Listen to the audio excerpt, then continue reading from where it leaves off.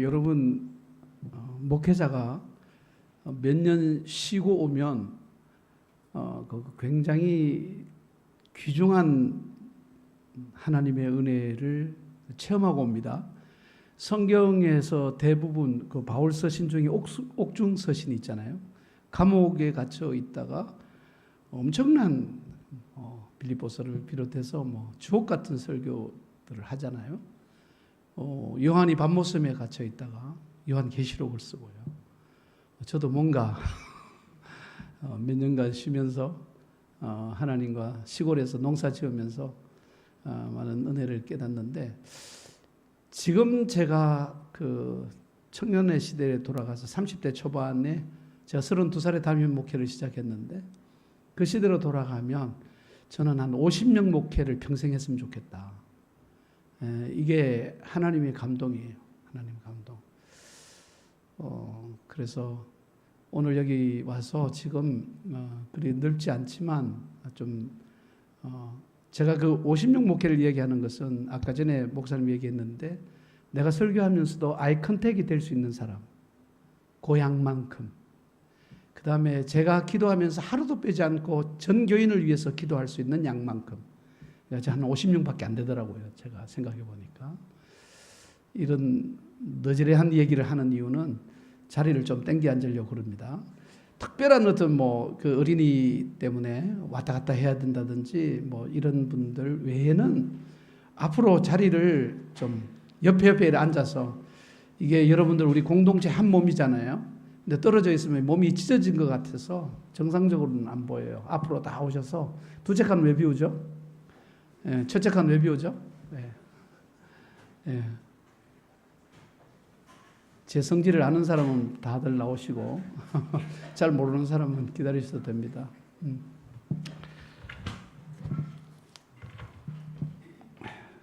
감사합니다. 순종해 주셔서 감사하고요. 정말 반갑고 이번 오늘 포함해서 4일간 하나님이 주셨던 그동안의 은혜를 나누려고 하는데, 회복이라는 것은 저한테 너무 중요한 주제예요. 하나님이 제게 주셨던 가장 큰 은혜는 회복입니다. 자, 우리 기도하고 하나님 말씀을 나누겠습니다. 사랑하는 아버지, 세상 사람들은 사람을 울리기도 하고 웃기기도 하면서 감동을 주고 변화를 이끌어 가는데, 교회는 하나님의 말씀이 침묵하고 있고 성도들이 울지도 웃지도 못하면서 그냥 시간을 흘려보내는 안타까운 시대를 살고 있습니다. 이 시간 살아있는 하나님의 말씀이 우리를 울리기도 하고 웃기기도 하면서 우리를 하나님께로 이끌어 변화된 삶을 살아갈 수 있는 소중한 말씀을 받는 시간이 되기를 원합니다. 종과 듣는 모든 하나님의 자녀들에게 은혜와 능력으로 말씀하여 주옵소서. 예수 그리스도의 이름으로 기도하옵나이다. 아멘. 아멘. 코로나가 왔어요. 우리 한 3년 정도 정말 예배조차 마음대로 드릴 수 없는 시간들이었습니다. 그렇죠? 그래서 비대면 예배라는 거 저는 목회하면서 처음 들었어요. 다행히 제가 목회를 다 내려놓고 난 다음에 팬데믹이 와서 저는 어려움을 겪지 않았지만은 저 목사님을 비롯해서 많은 목사님들이 어려움을 겪었을 겁니다. 지금도 회복되지 않는 교회가 너무 많고요. 미국에 있는 교회들 중에서 꽤 작은 교회들, 제 친구 송태근 목사님이 부흥회를 갔는데 어떤 목사님이 면담을 요청했어요. 간절하게. 약간 소리가 울리는데 약간 낮춰주시면 좋겠어요. 면담을 요청했는데 그 목사님의 부탁이, 좀 큰 교회 목사님들 그 방송 설교 좀 하지 말아달라, 유튜브 설교 좀 하지 말아달라. 자기 교인들이 예배를 비대면으로 드리니까 다른 데 접촉해가지고 한국에 있는 교회 교인이 돼버린 거예요. 헌금글로 다 보내고 주일 되면 집에서 그 방송 들으면서 예배 드리고 그 교회가 사라져 버린 거예요. 없어져 버린 거예요. 그래서 와서 그 얘기를 하는데 이걸 어떻게 받아들여야 되느냐 하는 얘기를 한참 우리 친구 목사님들과 얘기를 나누어 봤어요. 분명히 장점도 있고 단점도 있습니다. 근데 어떻게 보면 개척교회 목사님들의 책임이기도 하죠. 그 목사님들이 잘 양육을 했더라면, 교회가 건강했더라면, 교회가 말씀 외에 다른 요소들로 인해서 이 교회가 우리들에게 필요하고 또 결속하고 또 하나님 앞에서 복된 신앙생활을 누릴 수 있는 요소도 많은데, 교인을 뺏겼다는 것은 자기의 책임도 일부 있지만 그러나 또 역기능도 있다는 것을 생각하면서 이렇게 목사님들끼리도 반목이 생기더라는 거예요. 이 팬데믹이 계속되면서 처음에는 이러다 말겠지 하는 비교적 낙관적이었습니다. 근데 이게 병이 깊어져 가고 막 확산되어 가고 막 사회가 심각해, 뭐 경제가 무너지고 뭐 이런 일들이 일어나니까 심판론이 등장했어요. 심판론이. 하나님의 심판이다. 안 믿는 세상에서도 종말이다. 이거 이제 마지막이다. 이런 얘기들이 굉장히 많이 유행을 했습니다. 그렇게 되면서 사람들의 언어가 폭력적이 됐어요.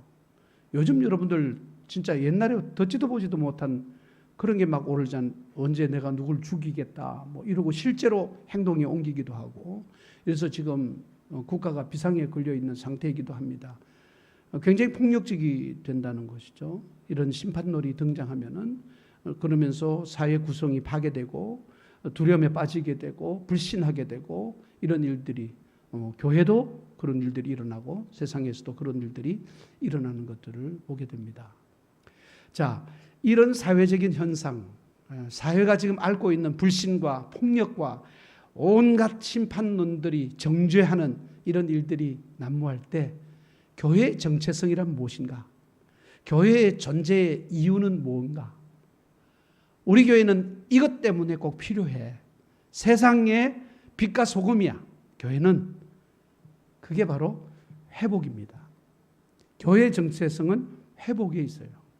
이런 팬데믹으로 인하여 무너진 사회를 회복하고 무너진 교회를 회복하고 가정들을 회복하고 직장들을 회복하고 사업을 회복하고 모든 것들을 회복해 가는데, 특별히 이 회복은 구원의 또 다른 표현이거든요. 구원이란 회복이거든요. 구원이라는 것은 죄로 말미암아 죽었던 자를 살리는 회복이거든요. 그러니까 죄와 사망에서부터 생명으로, 의와 생명으로 사람을 회복시키는 게 구원이거든요. 그래서 교회의 사명은 회복에 있다. 이번 오늘 비롯해서 앞으로 3일 동안 우리가 그 회복에 대한 얘기들을 같이 한번 나눠보려고 하고, 오늘 제가 호세아서를 선택을 했습니다. 자, 여러분들 요한복음 12장 47절을 보시면요, 사람이 내 말을 듣고 지키지 아니할지라도, 자, 여러분 이거 잘 이해하셔야 됩니다. 사람이 내 말을 듣고 지키지 아니할지라도, 하나님 말씀 안 들으면 좁혀야 되죠.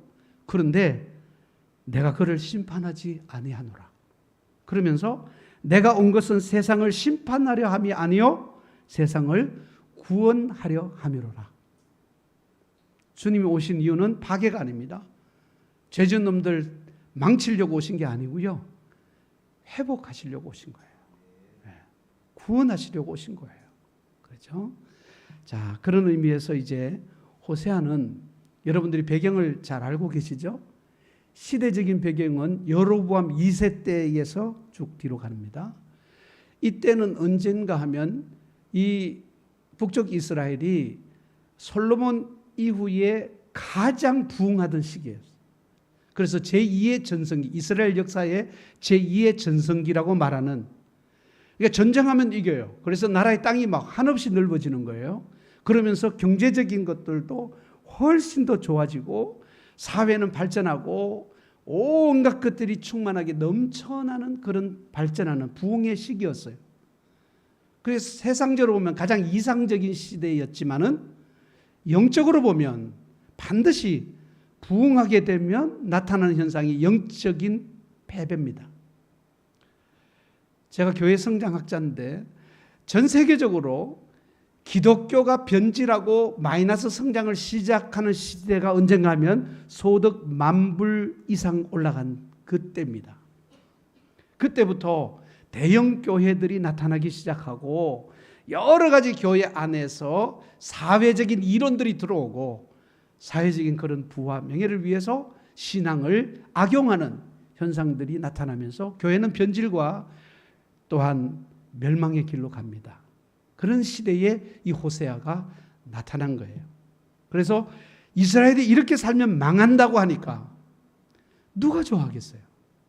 이분은 태어날 때부터 시작해서 모든 삶을 호세아는 보면 이 사명 때문에 인생을 완전히 망친 사람이에요. 예를 들어서 제가 목회자가 됐는데 매번 설교가 하나님이 심판한다는 설교만 해요. 그러면 제가 살아남겠습니까? 감옥에도 가고, 이 호세아처럼 애굽에 끌려가기도 하고, 여러 가지 매를 맞기도 하고 온갖 고통을 다 당합니다. 그런데 죽을 때까지도 이스라엘은 회개하지 않는 가운데에서 인생이 끝나요. 사역이 끝나요. 그런데 우리는 호세아를 위대한 선지자라고 말합니다.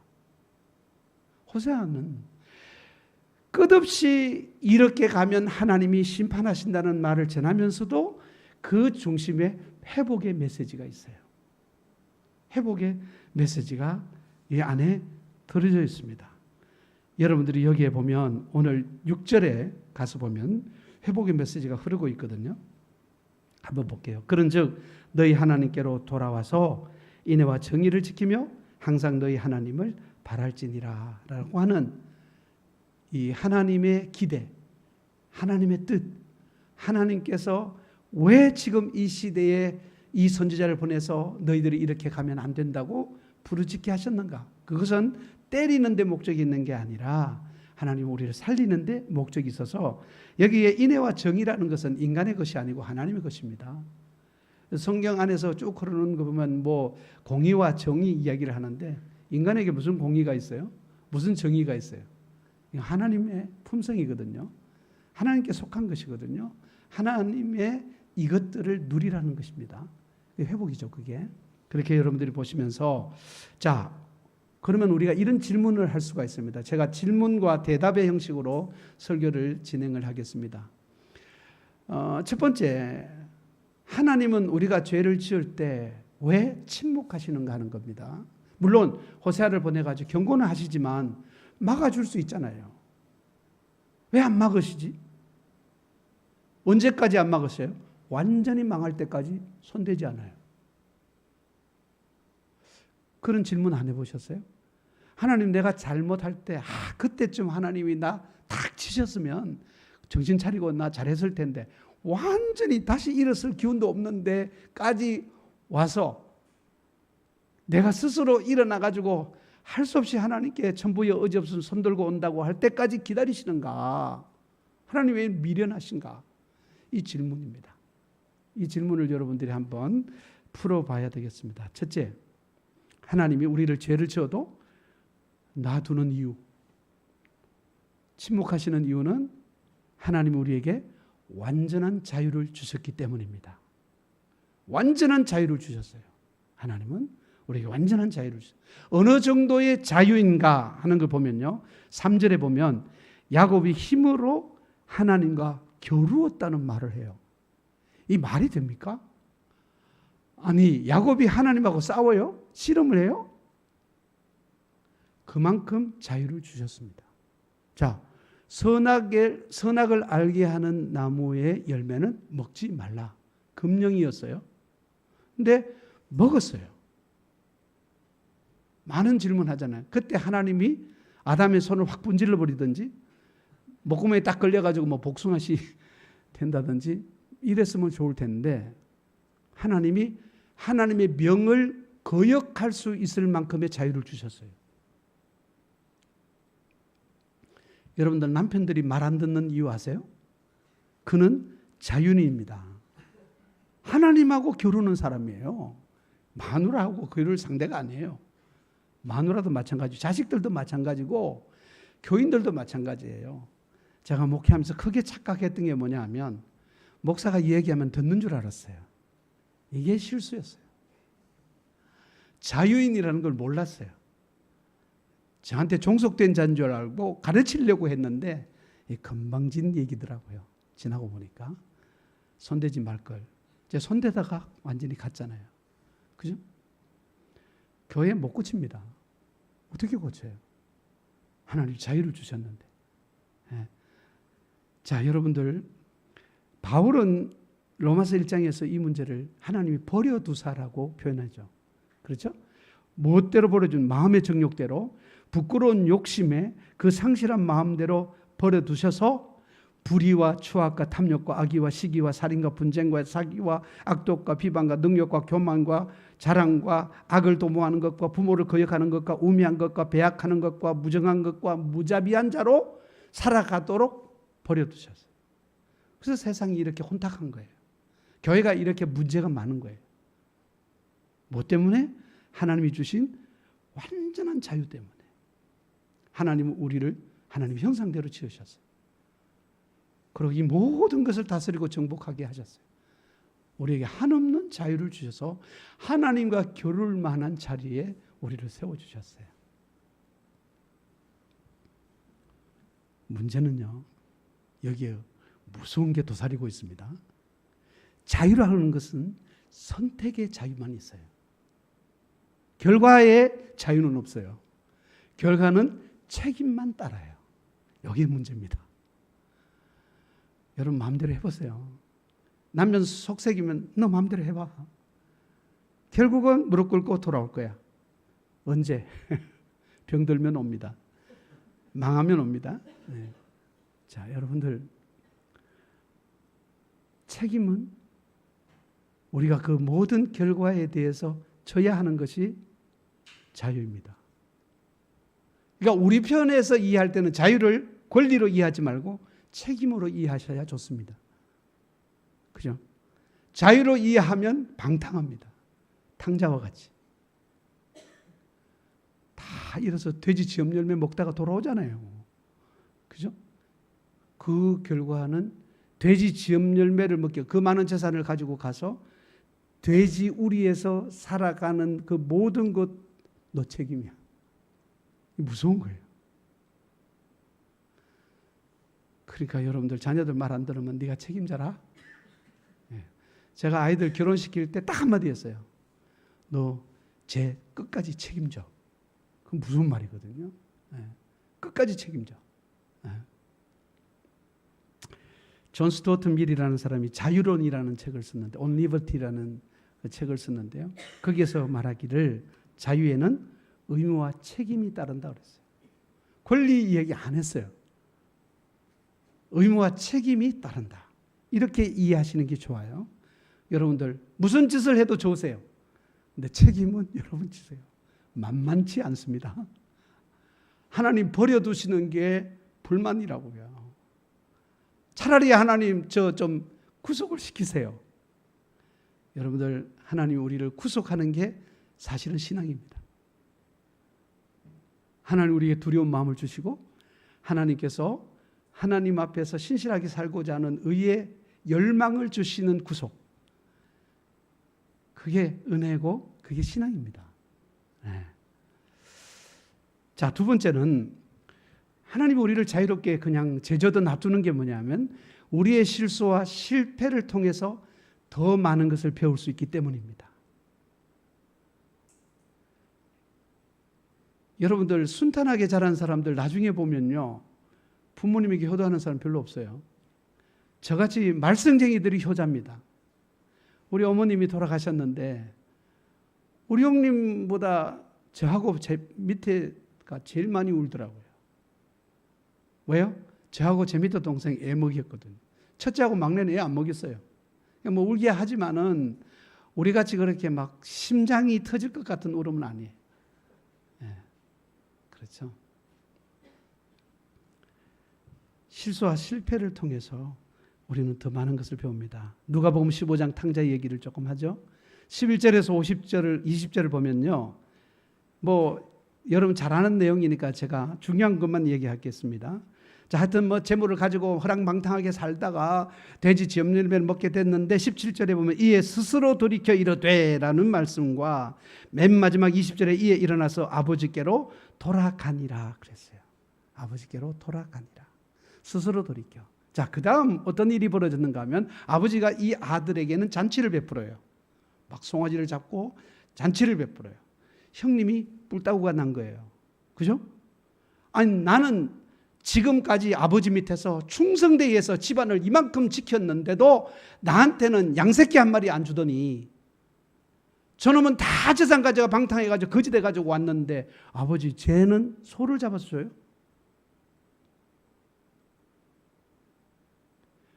여러분들 이 마지는 배우질 못했어요. 성실하게 지켜냈지만 배우질 못했어요. 그러나 탕자는 정말 실수했지만 실패했지만 엄청난 것을 배웠어요. 여러분 이건 생각 안 하고 있습니다. 잔치 마치고 그 다음부터 어떻게 살았을까요? 탕자는 자기가 무엇으로 대접해달라고 그랬어요? 종으로, 노예로. 큰아들은 나는 맞입니다. 일을 하면서도 자기한테 돌아올 유산을 생각하면서 평생을 살 거예요. 그러나 이 탕자는 이제 무슨 일을 해도 감사해요. 무슨 일을 시켜도 순종해요. 저보고 북한 선교 25년 한 목사님하고 지금 요즘 이제 평양 부흥회라는 것을 1년에 2번 1월달, 7월달에 저 호서대학교에서 한 2,000명이 모여서 탈북자 500명, 후원자들 1,500명 이렇게 집회를 하거든요.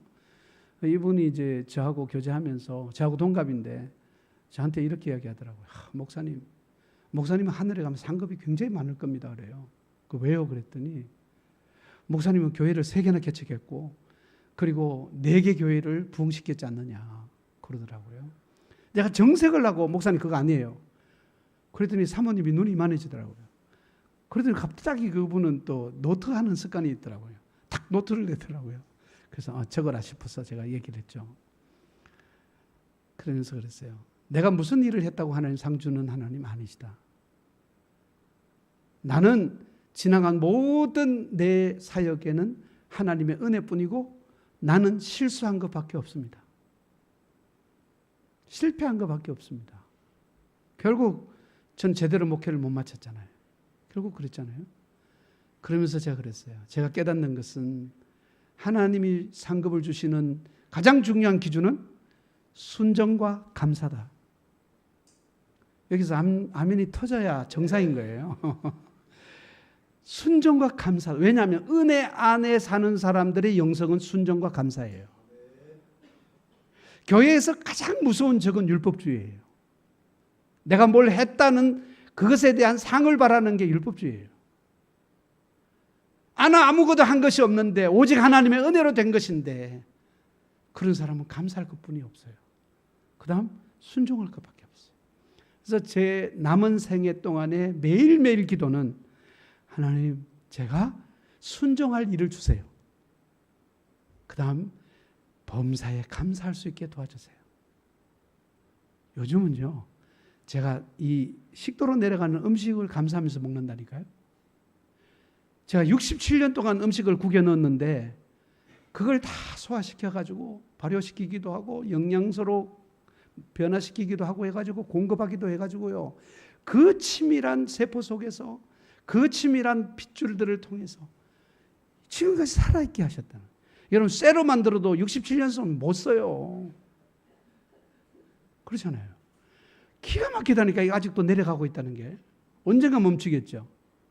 그런데 지금 은혜로 감사하고 장도 감사하고 화장실에 가도 감사하고 모든 게 다 감사한 거예요. 저는 지금 내 모든 신체에 대해서 감사하고 하나님 모든 하는 일들 감사해요. 감사. 그 다음에 하나님 시키면 하겠습니다. 순종할 일이 이제 목회하는 동안은 많았겠죠. 그런데 지금은 별로 없잖아요. 그래도 하여튼 애들이 말해도 순종할 수 있게 그런 마음 주세요. 그렇게 기도하거든요.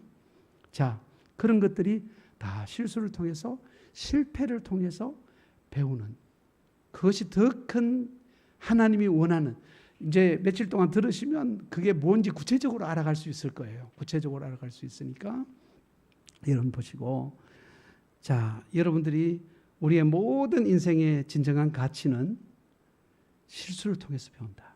실패를 통해서 배운다. 여러분, 페니실린이 어떻게 만들어진지 아시잖아요. 연구원이 포도 모양의 세균을 배양하다가 휴가를 갔는데 뚜껑을 안 덮어놓고 갔어요. 와보니까 다 없어져 버렸어요. 그리고 푸른 곰팡이가 피어 있는 거예요. 야망쳤다. 그런데 연구원답게 이 푸른 곰팡이 정체가 뭐냐 연구해 보니까 그게 페니실린이 된 거예요. 페니실린. 인류에게 있어서 위대한 발명입니다. 위대한 발견이에요. 그것 때문에 수없는 사람들을 살렸다고요. 그게 실수해서 온 거예요. 여러분들 그런 게 뭐 수도 없이 많잖아요. 내 인생에도 실수했던 거. 그래서 저는 이렇게 표현하고 싶어요. 당신은 실수할 자격이 있다. 실패할 자격이 있다. 그래, 해보고 돌아와. 어제도 제가 어떤 방송 잠깐 들으면서 누가 그런 얘기를 하더라고요. 뭐 이 사람을 지금 내보내야 되느냐, 좀 일을 시켜야 되느냐, 뭐 이런 거 가지고 얘기를 하는데 제가 그래서 저 같으면 저는 시키겠다. 실패할 게 뻔해요. 확률이 너무 높아요. 그걸 시키라고. 배운다고. 얻는다고 우리가. 예? 여러분들 자녀들, 제가 지금 농사 짓잖아요. 야, 씨를 뿌려놓으면요. 그놈은 안 자라요. 이번에도 비가 와가지고 지금 배추 무 심었는데 지금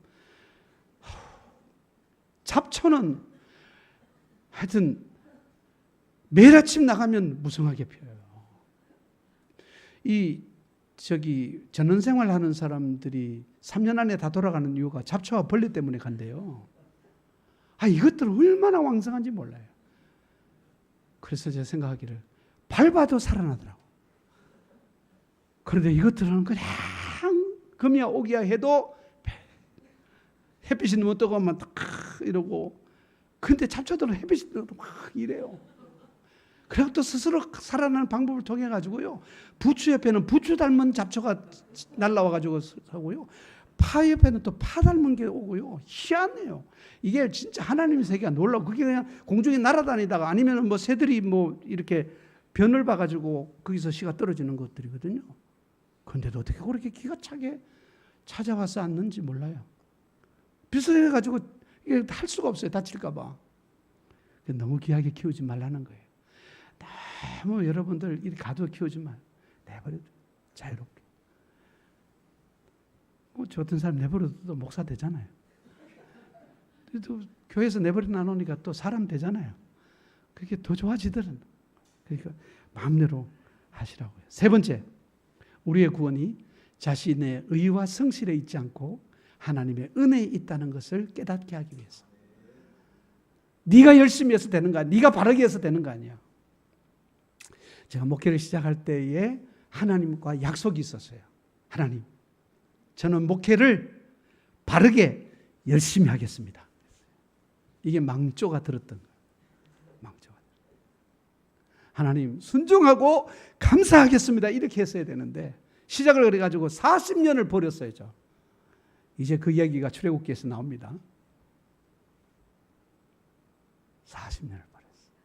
그런데 40년을 버리고 난 다음에 남아있는 진한 정말 그 육수를 우려낸 그 진한 국물, 그 은혜예요. 은혜.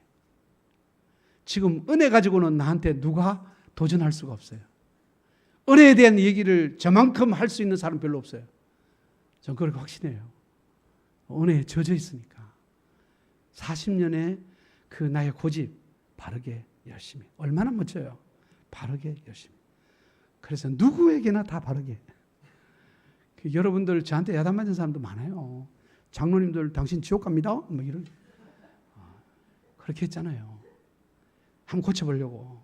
바르게 해보려고. 그렇게 열심히 했잖아요. 불철주야. 진짜 저는 한 번도 안식이 없었어요. 저는 휴가 제대로 없었어요. 안식하려고 하다가 교회에서 망신당하고 그랬잖아요.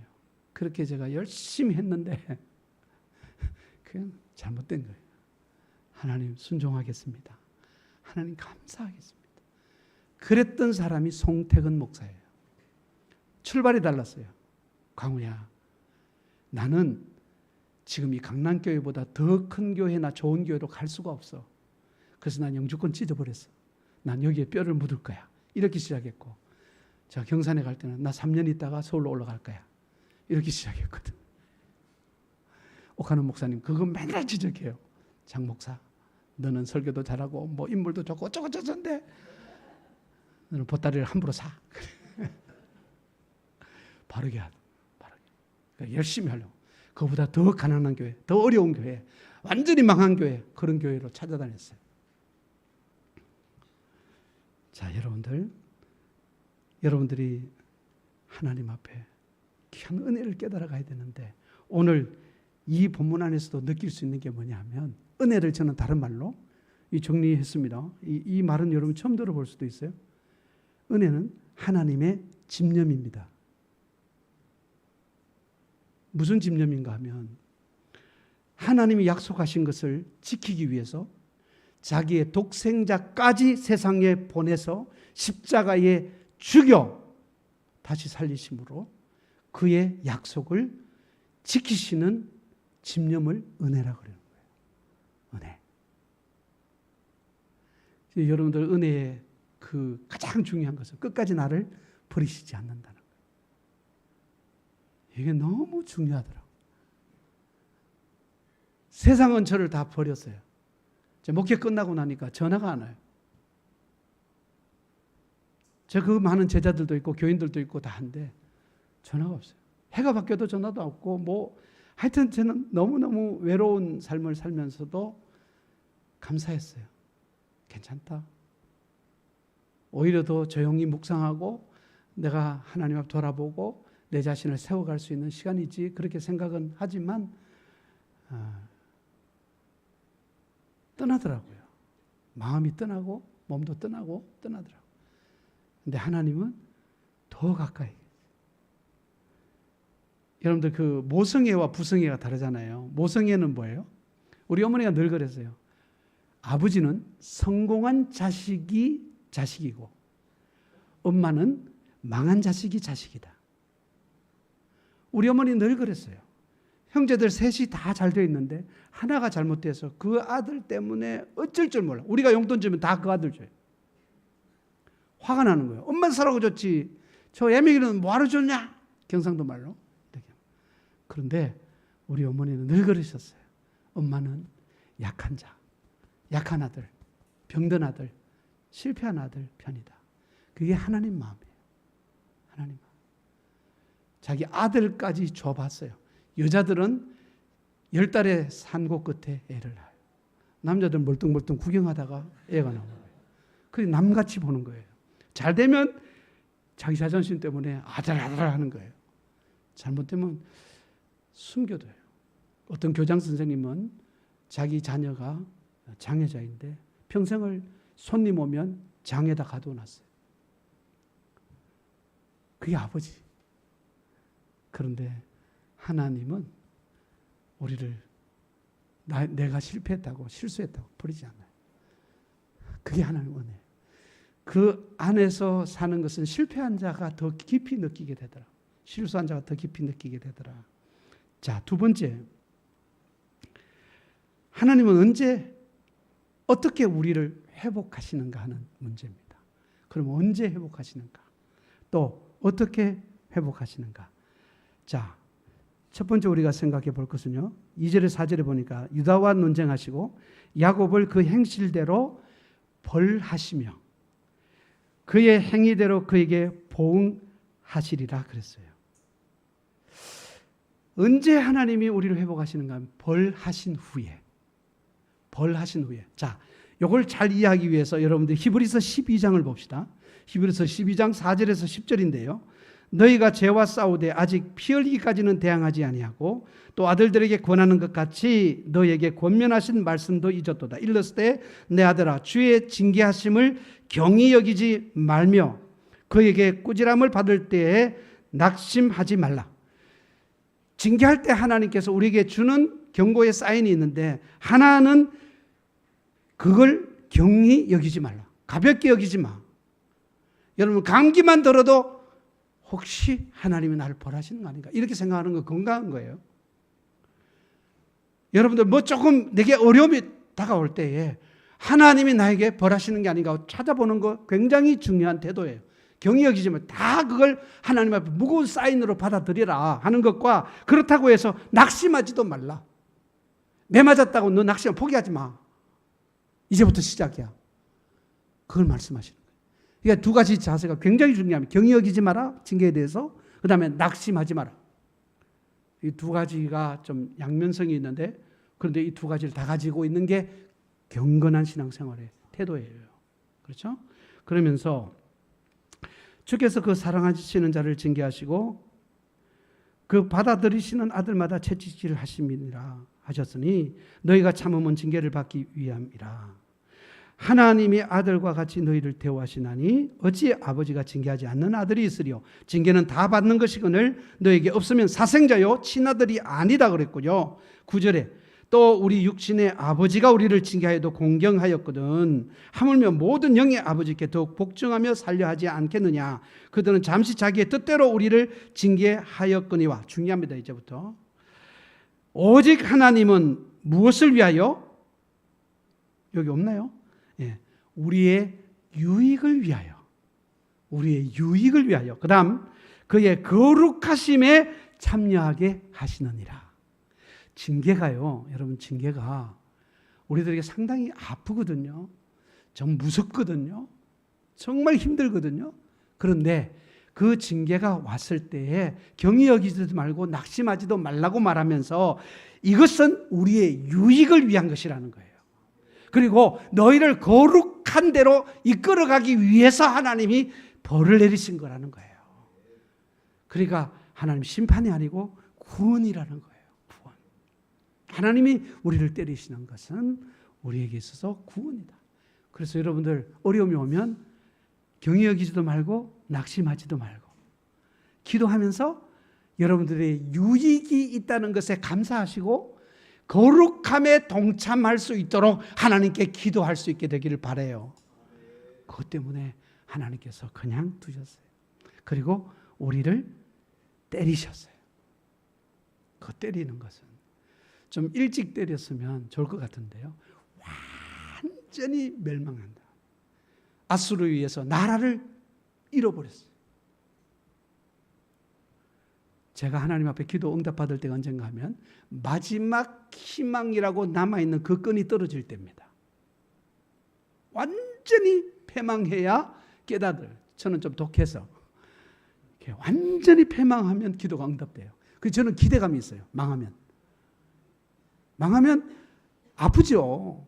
부끄럽죠. 정말 힘들죠. 그런데 저한테는 희망이 있어요. 왜요? 이건 내 유익을 위해서 하나님이 내리시는 벌이고 그리고 거룩함에 동참하기 위해서. 우리 부교육자들이 항상 저한테 하는 말이 있어요. 목사님 아프고 나면 설교가 좋아진다고. 널상 아팠으면 좋겠다는 얘기 아니에요? 저도 그래요. 제가 생각해도 아프고 나면 설교가 좋아져요. 정말 마음이 아프고 나도 좋아지고요. 정말 몸이 아파도 좋아져요. 신기하죠? 왜냐하면 하나님의 거룩함에 동참하게 되는 거예요. 자, 같은 입장인데 이사야서에서 한번 내용을 보면서 이해를 좀 도왔으면 좋겠습니다. 이사야 1장 21절에서 27절인데 신실하던 성읍이 어찌하여 장기가 됐느냐. 정의가 거기 충만했고 공의가 그 가운데서 거하였는데 이제는 살인자들 뿐이다. 네 은은 찌꺼기가 됐고 내 포도주에는 물이 섞였다. 다 믹스된다. 신앙도 변질되고 세상도 다 가짜가 되는 거예요. 다 그렇게 썩어가고 있다. 그렇게 말합니다. 그러면서 23절에 네 고관들은 패역하여 도둑과 짝하고 다 뇌물을 사랑하며 예물을 구하며 고아를 위하여 신원하지 아니하며 과부의 송사를 수리하지 아니하는도다. 그랬어요. 우리 세대하고 똑같죠. 잘 살면 이렇게 돼요. 성공하면 이렇게 돼요. 참 문제죠. 매 맞으면 거룩해져요. 참 어떻게 하면 좋아요 우리가. 예. 자, 그러면서 이제 봅시다. 제가 25절 볼게요. 내가 또 내 손을 네게 돌려 네 찌꺼기를 잿물로 씻듯이 녹여 청결하게 하며 네 혼잣물을 다 제하여 버리고 내가 네 재판관들을 처음과 같이 네 모사들을 본래와 같이 회복할 것이라. 언제? 다 망하고 난 뒤. 하나님이 다 고칠 거다. 회복할 거다. 자, 하나님의 메시지는요, 벌하는 데 있지 않아요. 회복하시는 데 있어요. 그 벌과 회복은 동일한 선상에 있는 거예요. 때리시면서 삼으시는 거예요. 하나님. 그러니까 여러분들 매가 참 좋아요. 저희 때는 매가 있었는데 요즘 매가 없어가지고 뭐 학교에 난리라면서요. 그래서 선생님들이 막 자살한다면서요. 그런다고 그러더라고요. 선생님이 자는 거 깨워도 안 된대요. 인권 침해 이래가지고 안 된대요. 예, 그 내버려둬야 돼요. 그 애가 언제 깨달아요? 예, 망하면 깨달아요.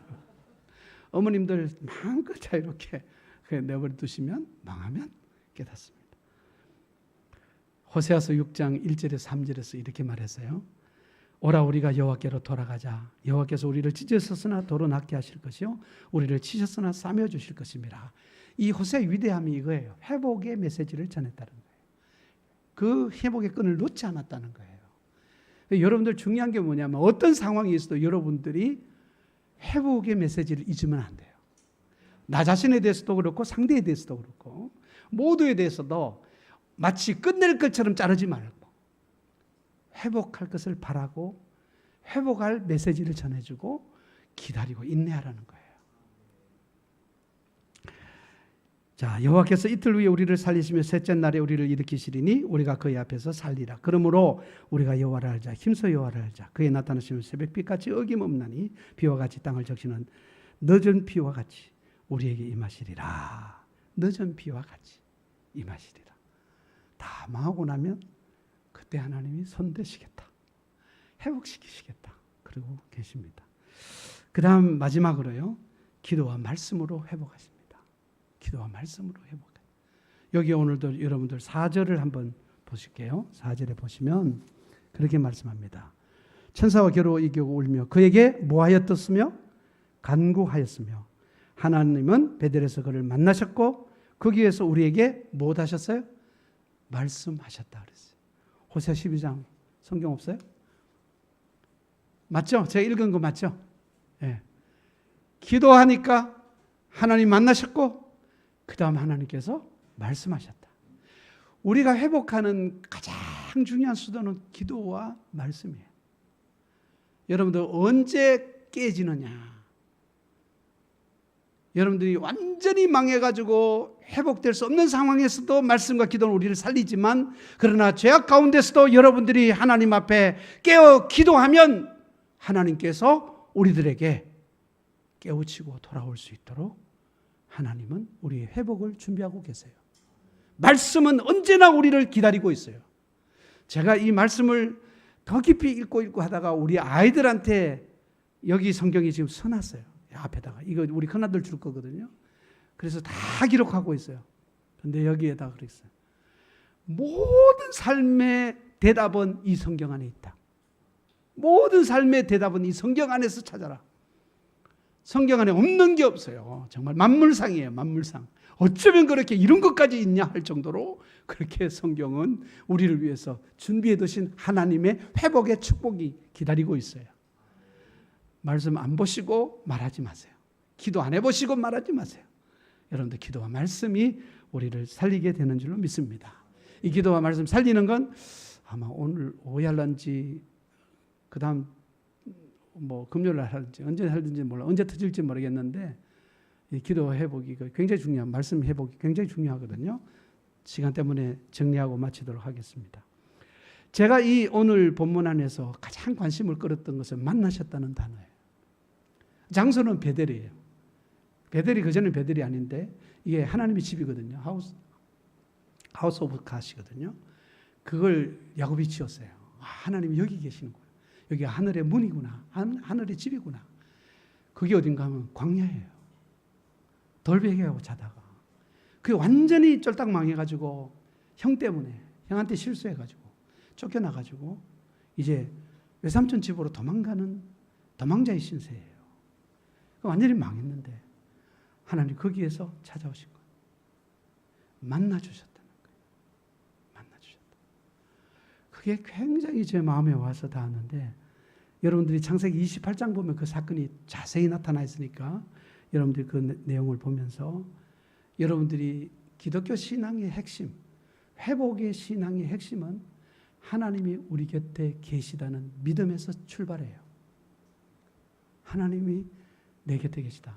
마태는 마태복음 28장 20절 마지막 절에 내가 세상 끝날까지 항상 너희와 함께 있으리라.